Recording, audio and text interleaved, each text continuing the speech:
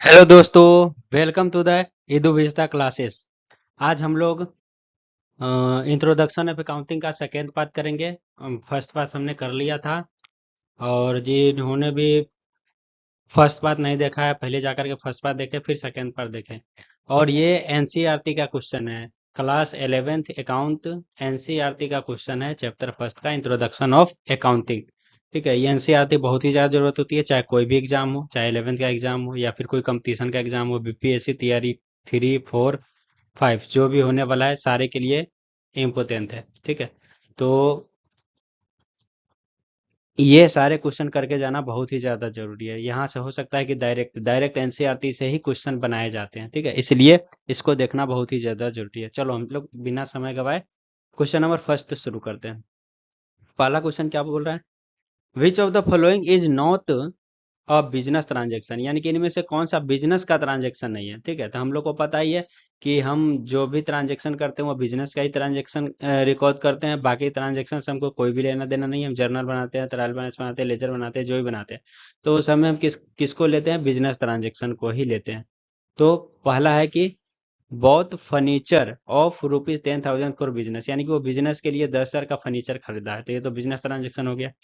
Paid for salary of employee 5,000, यानी कि 5,000 रुपया एम्प्लॉय को उसने सैलरी दिया है, तो ये भी बिजनेस का ही हो जाएगा transaction. Paid sons fee from her personal bank account 20,000 रुपये, यानी कि 20,000 रुपये अपने बैंक से निकाल करके अपने बेटे को उसने फीस भरा है, तो यानी कि पर्सनल बैंक से निकाला, बिजनेस से इसमें कोई लेना देना नहीं है, तो ये बिजनेस ट्रांजेक्शन नहीं होना चाहिए।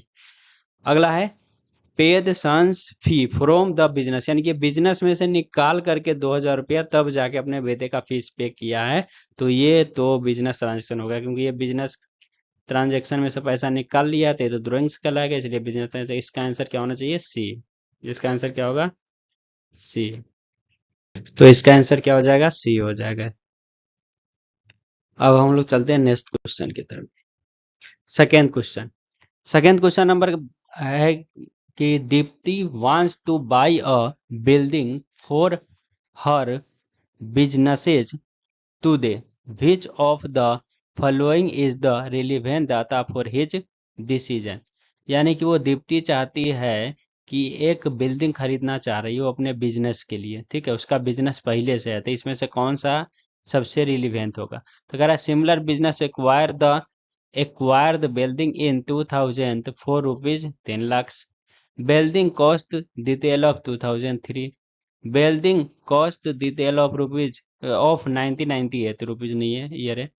सिमिलर बिल्डिंग कॉस्ट इन अगस्त 2005, यानी कि 25 लाख। ठीक है, तो ये सब बोल रहा है कि जो ये सिमिलर बिल्डिंग कॉस्ट बोल रहा है, तो ये भी नहीं होना चाहिए। बिल्डिंग कॉस्ट से कोई मतलब नहीं है। बिल्डिंग कॉस्ट डिटेल 2003 इससे भी मतलब नहीं है, यानी कि वो पहले से उसका बिजनेस है, तो similar businesses acquired the required building in 2000, यानी कि उसको 2000 ईयर में उसको एक बिल्डिंग की जरूरत हुआ है, तब जाके उसने कितना का खरीदा है, 10 लाख का खरीदा है। तो ये रिलीवेंट है, इसमें सारे इन्फॉर्मेशन मिल रहा है, लेकिन इसमें केवल ईयर दे दिया है, इसमें केवल ईयर दे दिया है, और इसमें दे दिया है ये मंथ दे दिया है, और ये क्या दे दिया है, 25 लाख, और केवल सिमिलर बिल्डिंग कॉस्ट बोला है, और यहाँ पे क्या बोला है, एक्वायर। तो जब एक्वायर की बात करेगा तब जाके इसका आंसर होगा, तो इसलिए इसका आंसर क्या होना चाहिए, इसका आंसर होगा ए। क्या होगा, ए होगा इसका आंसर। चलो सेकेंड क्वेश्चन की तरफ बढ़ते हैं। Which is the last step of accounting as a process of information, यानी कि इंफॉर्मेशन का जो प्रोसेस होता है उसका लास्ट स्टेप अकाउंटिंग का कौन सा होता है। तो पहला है recording of data in the books of accounts, ये तो रिकॉर्डिंग तो पहला ही होता है, तो शुरू वाला ही हो गया। Presentation of summaries in the form of financial statement, presentation ये भी नहीं लास्ट होगा। कम्युनिकेशन ऑफ इंफॉर्मेशन, यानी कि जो भी इंफॉर्मेशन उसको कम्युनिकेट करना चाहिए, तो ये होना चाहिए। अगला है analysis and interpretation of information, ये एनालिसिस करने के बाद हम कम्युनिकेट करते हैं, यानी कि किसी को बताते हैं, इंफॉर्मेशन देते हैं, तो इसलिए इसका आंसर क्या होना चाहिए, सी होना चाहिए। तो इसका आंसर क्या होगा, सी, communication of information.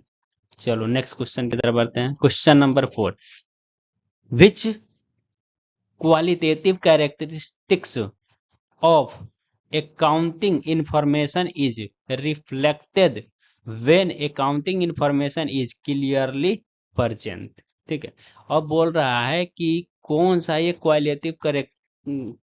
Qualitative characteristics है अकाउंटिंग इन्फॉर्मेशन का, जो कह रहा है यहाँ पे कि अकाउंटिंग इन्फॉर्मेशन है जो एकदम क्लियर रूप से प्रेजेंट किया है। तो क्लियर का क्या होना चाहिए इसमें से, अंडर स्टेबिलिटी, रिलीवेंस, कंपेरेबिलिटी, रिएबिलिटी। तो जैसे ही हमको क्लियरली का बात करें, क्लियरली प्रेजेंट करें, ठीक है, और यहाँ पे क्या होना चाहिए, क्वालिटेटिव कैरेक्टरिस्टिक होना चाहिए। तो इसका आंसर क्या हो जाएगा हमारा, अंडर स्टैंडेबिलिटी, यानी कि जो भी चीज क्लियर है तो उसको हम आसानी से समझ सकते हैं, इसलिए इसका आंसर क्या होना चाहिए, ए होना चाहिए।